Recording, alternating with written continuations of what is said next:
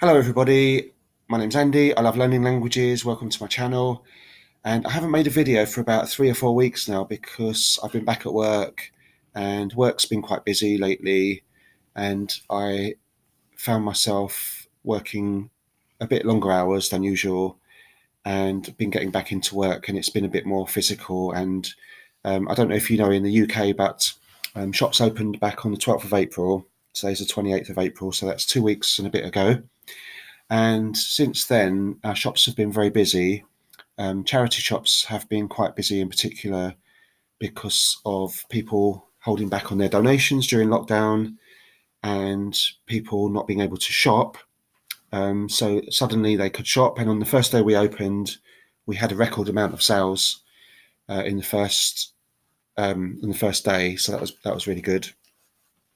So with all that going on, I haven't really had much time to do any videos about language learning, which I've really missed, and it's been on my mind constantly. And I've been thinking, oh, I must make some more videos. So I've been continuing learning languages. I've been doing something every single day, whether it's actively doing something with an app, or doing something in a language learning book, listening to CDs, watching Netflix. Nothing will ever stop me doing that. Even if I worked 12 hours a day, I would still have a bit of time to do some Duolingo or Closemaster or something like this. So I've decided to make a video today because I feel like I need a new challenge to do. And what I'm going to do is give myself a challenge for the month of May. So it's 28th of April today, so I've got 2 days of April left. And I thought to myself, this time last year during lockdown, I had a challenge to learn juggling, Chinese, Polish, and Kurdish. And I already started learning those things, but it was to improve them. But I didn't really give myself a specific goal, a target. It was just sort of to improve them. And hopefully, I have improved all those four things. I know I've improved my juggling because I've learned some new tricks. My Chinese has definitely improved because when I returned to work this week, I have a Chinese volunteer, and I ended up just speaking Chinese to her for quite a long time. And I even explained something in Chinese that she didn't understand in English. So I was quite proud of myself there. I think my Chinese has improved a bit. Polish has improved because I can now speak with customers and have a bit of a conversation with them rather than just telling them how much something is or saying, would you like to try that on? That kind of thing. So that's good.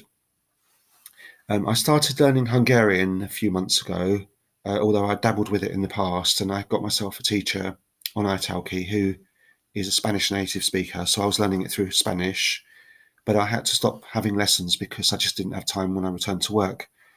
So the last lesson I had was about a month ago, and they were good, really good lessons. But actually, what happened was I don't think my Hungarian improved much, but my Spanish did, because I was maintaining my Spanish through the trying to learn Hungarian. Also, what helped me with my Spanish was Netflix.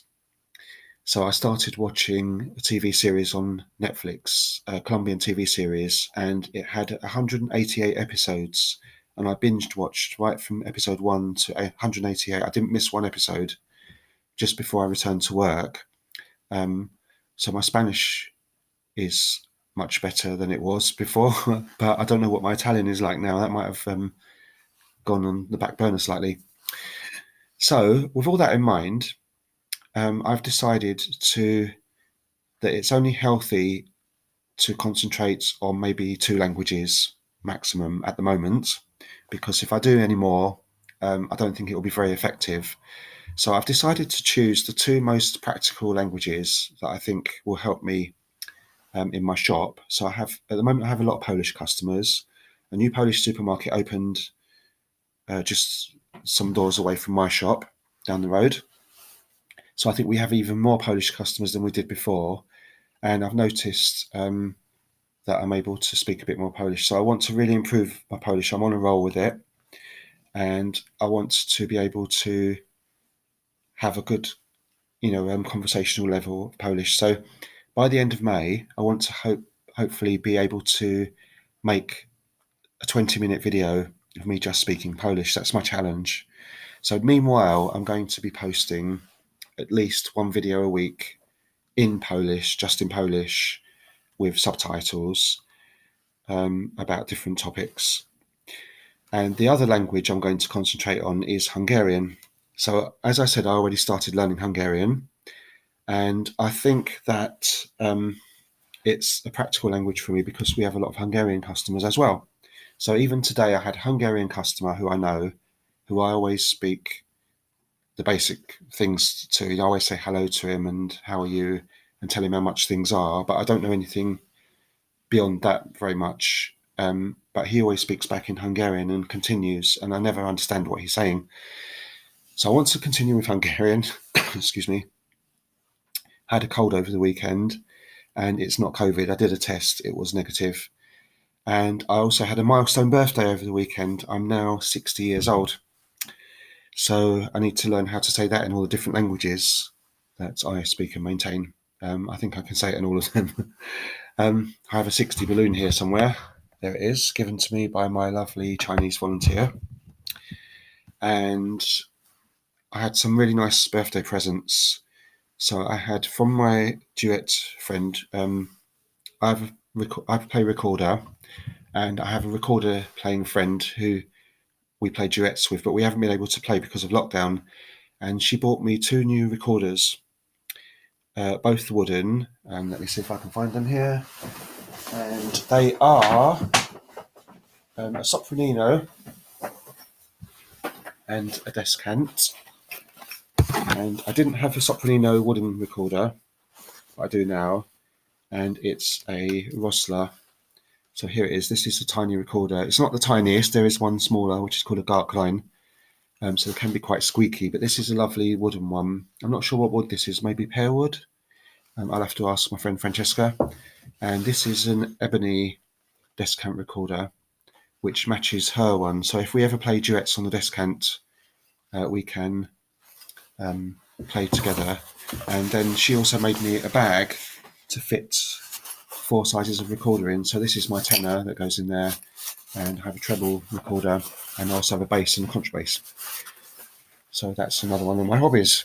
So that was a fantastic birthday present, so thank you very much. And I've got lots of other nice birthday presents too, like chocolates and smelly things and pyjamas and HMV voucher and all sorts of things. So it was brilliant. And I tried to keep my birthday a secret, but only takes one person to kind of let the cat out of the bag. So my challenge, I'm looking forward to my language challenge, and I'll be posting at least one video a week in each of those languages, so Hungarian and Polish. And the other languages I was learning were Kurdish and Chinese. And the Kurdish, I'm afraid I'm going to just have to leave it for the time being because I've found it difficult making progress with that language, and I haven't found too many people to speak to. There are a lot of Kurdish people in Portsmouth, but we don't get very, very many Kurdish customers in my shop. So it makes sense to me at the moment to concentrate on the languages that I can use in the shop and that I can improve that way, because I like to practice my languages. And the Chinese, I can just maintain that by watching films every now and then. So thanks very much for watching. I thought I'd update you, make a quick video. Sorry it's very brief and not much content, but watch this space for Polish and Hungarian, and I'll try to make my videos in those languages as much as possible. Take care, thanks for watching, stay safe,